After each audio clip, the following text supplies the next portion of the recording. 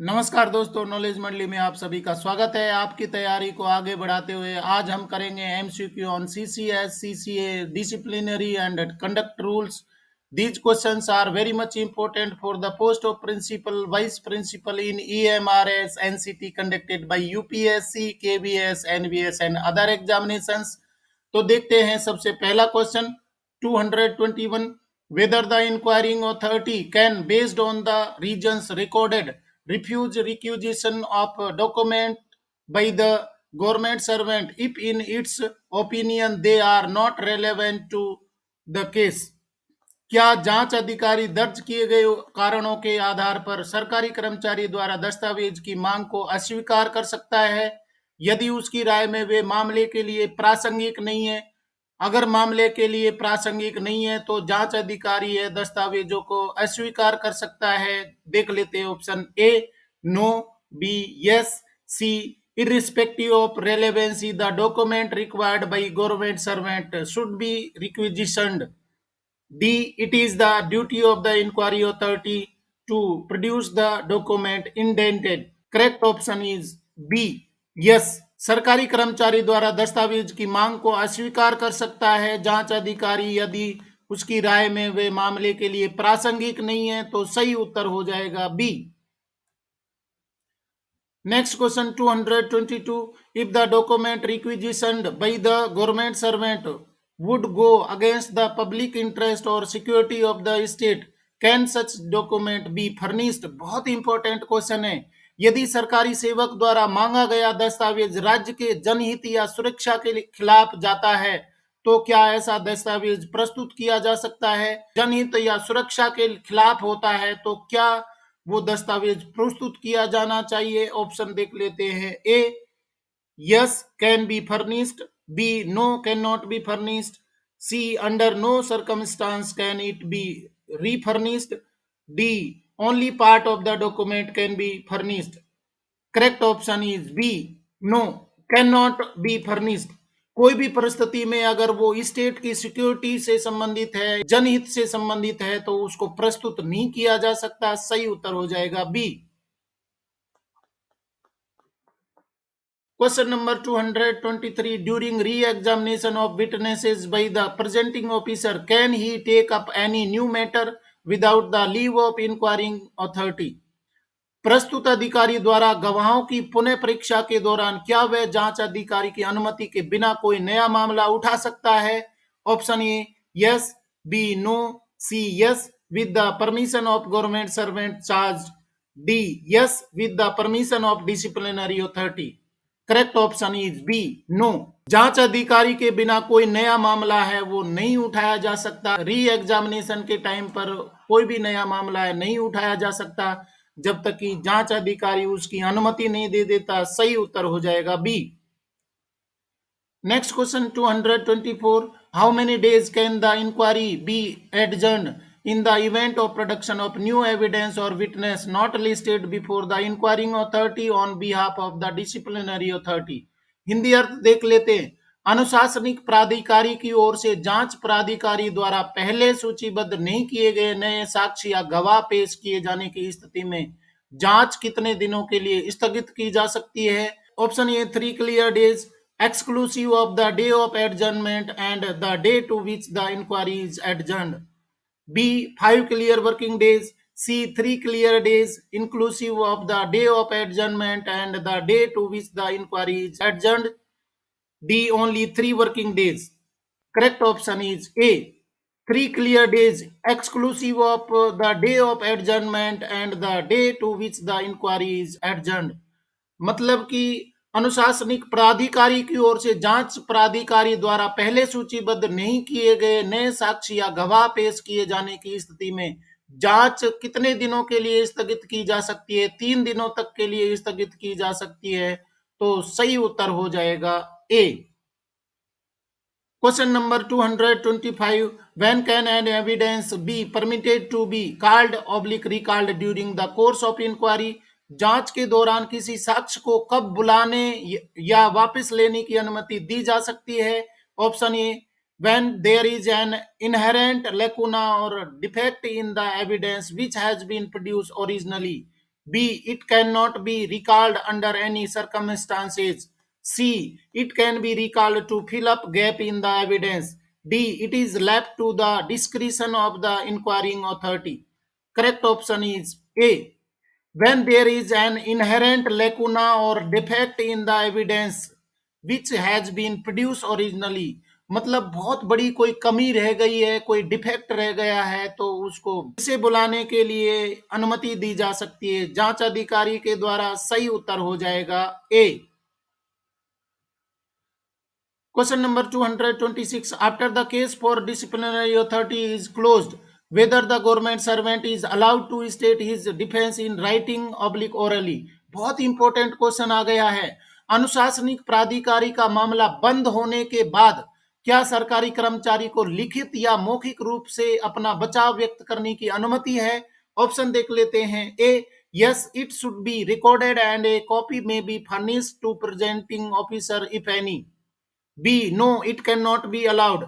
C. It is allowed only with the permission of a presenting officer. D. It shall not be allowed in the event of causing any damage to the proceeding. Correct option is A. Yes, it should be recorded and copy may be furnished to presenting officer if any. तो ये किया जा सकता है अगर मामला बंद हो गया है और कर्मचारी फिर से लिखित या मौखिक जवाब देना चाहता है अपने बचाव के लिए, तो सही उत्तर हो जाएगा ए। Question number 227. Whether witnesses produced by the government servant is liable to be examined, cross examined और री examined by the inquiring authority. बहुत इंपॉर्टेंट क्वेश्चन है, कई बार पूछा जाता है। हिंदी अर्थ देख लेते। क्या सरकारी सेवक द्वारा पेश किए गए गवाहों की जांच, प्रति परीक्षा या जांच प्राधिकारी द्वारा पुनः जांच की जा सकती है? Option A, according to the provisions applicable to the witness for the disciplinary authority. B, they are allowed to be cross examined. C, re-examination can be done. D, it is not allowed in any proviso. Correct option is A. According to the provisions applicable to the witness for the disciplinary authority. Provisions के तहत अगर witness को examine, री examined करने के लिए या cross examination के लिए कोई प्रोविजन है तो वो किया जा सकता है। सही उत्तर हो जाएगा ए। Question number 228. Can an inquiry authority question a government servant after the close of his case to enable him explain himself any circumstances appearing in the evidence against him? क्या कोई जांच प्राधिकारी किसी सरकारी कर्मचारी से उसका मामला समाप्त होने के बाद उससे पूछताछ कर सकता है ताकि वह अपने खिलाफ साक्ष्य में आने वाली किसी भी परिस्थिति को स्वयं स्पष्ट कर सके? ऑप्शन देख लेते हैं। A, yes. B, no. C, only disciplinary authority can question. D, none of the above. Correct option is yes. कर सकता है, वो ऐसा कर सकता है। कोई भी जांच अधिकारी किसी सरकारी कर्मचारी से उसका मामला समाप्त होने के बाद उससे पूछताछ कर सकता है जिससे कि वो अपने खिलाफ जो साक्ष्य मिले हैं उनको स्पष्ट कर सके। सही उत्तर हो जाएगा ए। Next question 229. Can the delinquent official be permitted to inspect the documents to admit or deny his guilty? बहुत इंपॉर्टेंट क्वेश्चन है, बार बार पूछा जाता है। हिंदी अर्थ देख लेते हैं। क्या अपराधी अधिकारी को अपने अपराध को स्वीकार करने या अस्वीकार करने के लिए दस्तावेजों का निरीक्षण करने की अनुमति दी जा सकती है या नहीं दी जा सकती? Option A, inspection of document is permitted. B, optional. C, inspection of document not permitted. D, at his request. Correct option is C, inspection of document not permitted. दस्तावेजों की जांच करने की अनुमति नहीं होगी। सही उत्तर हो जाएगा सी। Question number 230. Under what circumstances should inquiry proceeding be stayed? किन परिस्थितियों में जांच कार्रवाई पर रोक लगाई जानी चाहिए? Option A, under orders of a court of competent jurisdiction. B, at the request of the delinquent official. C, on the orders of the appointing authority. D, none of the above. Correct option is A, under orders of a court of a competent jurisdiction. अगर न्यायालय ये आदेश देता है कि delinquent official के खिलाफ जो process चला रखी है, प्रोसीजर चल रहा है, उसको रोक दिया जाए, तो सही उत्तर हो जाएगा ए। Question number 231. In a case involving complicated points of law, who should work as a presenting officer? कानून के जटिल बिंदुओं से जुड़े मामले में प्रस्तुतकर्ता अधिकारी के रूप में किसे काम करना चाहिए? अगर जटिल बिंदुओं से रिलेटेड केस चल रहा है तो प्रस्तुतकर्ता अधिकारी या प्रेजेंटिंग ऑफिसर है वो कौन होना चाहिए? ऑप्शन देख लेते हैं। A, senior officer of the department. B, a legal practitioner. C, rule knowing person. D, appointing authority. Correct option is B, a legal practitioner. अगर केस है वो कॉम्प्लिकेटेड पॉइंट ऑफ लॉ से संबंधित है, उसमें कानूनी जटिलताएं हैं, तो प्रेजेंटिंग ऑफिसर है वो लीगल प्रैक्टिशनर हो सकता है। सही उत्तर हो जाएगा B. Next question 232. How many disciplinary cases can an assisting government servant have at a time while assisting an accused officer? ये भी बार बार क्वेश्चन पूछा जाता है परीक्षाओं में। निश्चित रूप से क्वेश्चन इस तरीके के आपके मिलेंगे। हिंदी अर्थ देख लेते हैं। एक आरोपी अधिकारी की सहायता करते समय एक सहायक सरकारी कर्मचारी के पास एक समय में कितने अनुशासनात्मक मामले हो सकते हैं एक समय में? ऑप्शन देख लेते हैं। A, 6 cases. B, 4 cases. C, 3 cases. D, 5 cases. Correct option is C, 3 cases. 3 मामले हो सकते हैं एक साथ में, वो असिस्ट कर सकते हैं, 3 लोगों को असिस्ट कर सकता है सरकारी कर्मचारी जो असिस्टेंस प्रोवाइड कर रहा है। और जल्दी से बता दीजिए, अगर कोई रिटायर्ड पर्सन है, कोई रिटायर्ड ऑफिशियल है जो कि प्रेजेंटिंग ऑफिसर के रूप में काम करता है, तो रिटायर्ड ऑफिशियल्स के लिए कमेंट में बता दीजिए कितने मामले वो एक साथ में देख सकता है। जल्दी से बता दीजिए, रिटायर्ड पर्सन है तो कितने मामले वो देख सकता है। नेक्स्ट क्वेश्चन देखते हैं 233। How many disciplinary cases can an assisting retired government servant have at a time while assisting an accused officer? आपसे पूछा गया क्वेश्चन यहाँ पर आ गया है। हिंदी अर्थ देख लेते हैं। एक सहायक सेवानिवृत्त सरकारी कर्मचारी के पास एक आरोपी अधिकारी की सहायता करते समय एक समय में कितने अनुशासनात्मक मामले हो सकते हैं? वो रिटायर्ड कर्मचारी है तो कितने मामले एक साथ में देख सकता है, असिस्ट कर सकता है? Option A 10 cases, B 7 cases, C 8 cases, D 5 cases.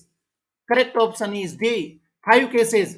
यहां पर बताया कि अगर वो गवर्नमेंट एम्प्लॉई है और दूसरे कर्मचारी को असिस्ट कर रहा है तो 3 मामले देख सकता है, परंतु अगर वो रिटायर्ड कर्मचारी है तो एक साथ में 5 केसेस हैं वो देख सकता है। सही उत्तर हो जाएगा डी।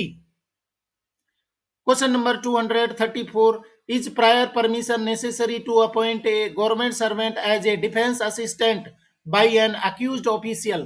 क्या सरकारी कर्मचारी को रक्षा सहायक के रूप में नियुक्त करने के लिए आरोपी अधिकारी द्वारा पूर्व अनुमति आवश्यक है? Option A, not required to take prior permission of the disciplinary authority. B, may give oral information. C, written permission required. D, compulsory. Correct option is A, not required to take prior permission of disciplinary authority. Disciplinary authority है उससे prior permission लेने की जरूरत नहीं है, उसको intimation देना होगा कि मेरा डिफेंस असिस्टेंट है वो ये होंगे, फला आदमी होगा। सही उत्तर हो जाएगा ए। Question number 235। Can an accused official nominate a legal practitioner as a defence assistant? बहुत इंपॉर्टेंट क्वेश्चन है, बार बार पूछा जाता है। क्या एक आरोपी अधिकारी एक कानूनी व्यवसायी को रक्षा सहायक के रूप में नामित कर सकता है? कर सकता है तो कौन सी परिस्थितियों में? ऑप्शन देख लेते हैं। A, yes. B, not permissible. C, with a permission of the disciplinary authority. D, none of the above. Correct option is A, yes, कर सकता है, परंतु उसके लिए परिस्थितियां होनी चाहिए कि जो प्रेजेंटिंग ऑफिसर है वो भी लीगल प्रैक्टिशनर है, तो यहाँ पर डिफेंस असिस्टेंट है वो लीगल प्रैक्टिशनर हो सकता है। ये कंडीशन है कि प्रेजेंटिंग ऑफिसर लीगल प्रैक्टिशनर होगा तो डिफेंस असिस्टेंस है वो दिया जा सकता है लीगल प्रैक्टिशनर के द्वारा। ऑप्शन सही हो जाएगा ए। Question number 236. If a retired government servant is also legal practitioner, can he work as a defense assistant? यदि एक सेवानिवृत्त सरकारी कर्मचारी भी कानूनी व्यवसायी है तो क्या वे रक्षा सहायक के रूप में कार्य कर सकता है? Option A, not permissible. B, permitted to work as full time defence assistant. C, permissible to work as a part time defence assistant. D, to work occasionally. Correct option is B, permitted to as full time defence assistant, ये assistance दे सकता है, परंतु पहले भी मैंने बताया presenting officer अगर लीगल प्रैक्टिशनर है तो यहाँ पर वो डिफेंस असिस्टेंट है वो लीगल प्रैक्टिशनर हो सकता है, अन्यथा नहीं हो सकता। तो कंडीशन यहाँ पूछी है कि क्या रिटायर्ड गवर्नमेंट सर्वेंट जो कि लीगल प्रैक्टिशनर है वो डिफेंस असिस्टेंट हो सकता है, तो निश्चित रूप से हो सकता है। कंडीशंस हैं उनके अनुसार फुल टाइम डिफेंस असिस्टेंट हो सकता है। सही उत्तर हो जाएगा B. Question number 237, normally who will keep the original documents of a disciplinary case, आमतौर पर अनुशासनात्मक मामले के मूल दस्तावेज कौन रखेगा? Option A presenting officer, B disciplinary authority, C appointing authority, D immediate superior officer. Correct option is A presenting officer. आपको मालूम है कि प्रेजेंटिंग ऑफिसर है वो दस्तावेजों को रखेगा, मूल दस्तावेज हैं उनको अपनी कस्टडी में रखेगा, उनको प्रेजेंट करेगा। तो सही उत्तर हो जाएगा ए। Question number 238, what is the time limit to present the accused officer for a preliminary hearing on receipt of notice from the inquiry officer? जांच अधिकारी से नोटिस मिलने पर आरोपी अधिकारी को प्रारंभिक सुनवाई के लिए पेश करने की समय सीमा क्या है? ये भी इंपॉर्टेंट क्वेश्चन है। ऑप्शन देख लेते हैं। A 15 days, B 10 days, C 7 days, D 20 days. Correct option is B 10 days. 10 दिनों के अंदर उसको प्रस्तुत होना पड़ेगा, पेश होना पड़ेगा। सही उत्तर हो जाएगा B. Question number 239, if a family member of a government servant enters into transactions of movable or immovable property out of their own funds in their names, such transactions, यदि किसी सरकारी कर्मचारी के परिवार का कोई सदस्य अपने स्वयं के धन से चल या अचल संपत्ति का लेन देन उनके नाम से करता है तो ऐसे लेन देन, ऑप्शन सुन लेते हैं। ए would be treated as transactions out of the funds of the government servant and the relevant provisions of conduct rules would be applicable. B should be reported to the government within 1 month from the date of transaction. C cannot be done without obtaining prior approval of the government. D need not be reported to the government as they do not come within the purview of conduct rules. Correct option is D, need not be reported to the government as they do not come within the purview of conduct rule. जो family members हैं उन्होंने अपनी कमाई से अपने नाम पर कोई ट्रांजैक्शन किया है, मूवेबल या इमूवेबल प्रॉपर्टी करी है, तो वो गवर्नमेंट एम्प्लॉई है, उसके ऊपर लागू नियम है, वो उसके दायरे में नहीं आते हैं। तो जरूरी नहीं है सूचना देने की या कोई भी कार्रवाई करने की। सही उत्तर हो जाएगा डी। और T20 क्वेश्चन का लास्ट क्वेश्चन है 240, which of the following is not a violation of rule 12 of conduct rules? निम्नलिखित में से कौन आचरण नियमों के नियम 12 का उल्लंघन नहीं है? Option A collection of contribution from public without permission from government for welfare activities of an employees union, B association with a national leaders memorial fund in a campaign for raising funds, C. Raising of subscription from members of an employees association for defending a case against government in a service matter. D. None of the above. Correct option is D. None of the above. इनमें से कोई भी option है वो सही नहीं है। सही उत्तर हो जाएगा डी। तो इस तरीके से फ्रेंड्स हमने T20 क्वेश्चंस के 20 क्वेश्चंस हैं वो कंप्लीट कर लिए हैं। ये क्वेश्चंस बहुत इंपॉर्टेंट है क्योंकि डिसिप्लिनरी और कंडक्ट रूल्स पर बहुत सारे क्वेश्चंस आपके एग्जामिनेशन में मिलेंगे। These questions are very much important for the post of principal vice principal in EMRS NCT conducted by UPSC KVS NVS and other examinations. EMRS और एनसीटी में vacancy आ चुकी है, केवीएस और एनवीएस में वैकेंसी बहुत जल्दी आने वाली है। तो आप अपने आप को तैयार करिए और मेरे चैनल पर आपके सिलेबस से संबंधित सारे कंटेंट हैं वो पढ़िए, क्योंकि मेरे चैनल पर अवेलेबल हैं सर्विस रूल से संबंधित वीडियोज हैं, इसके साथ में एकेडमिक पार्ट है वो भी अवेलेबल है, इसके साथ में जनरल पार्ट है क्वेश्चन पेपर का वो भी मैं करवा रहा हूँ। तो सारे वीडियोज देखिए और अपने आप को तैयार करिए। आज के क्वेश्चन पसंद आए हैं तो लाइक शेयर करें और साथ में ही आप मुझको फॉलो कर सकते हैं फेसबुक पेज पर। फेसबुक पेज का नाम है नॉलेज मंडली और मेरे चैनल को सब्सक्राइब करना तो जरूरी है क्योंकि नॉलेज मंडली is the right choice. Thank you very much.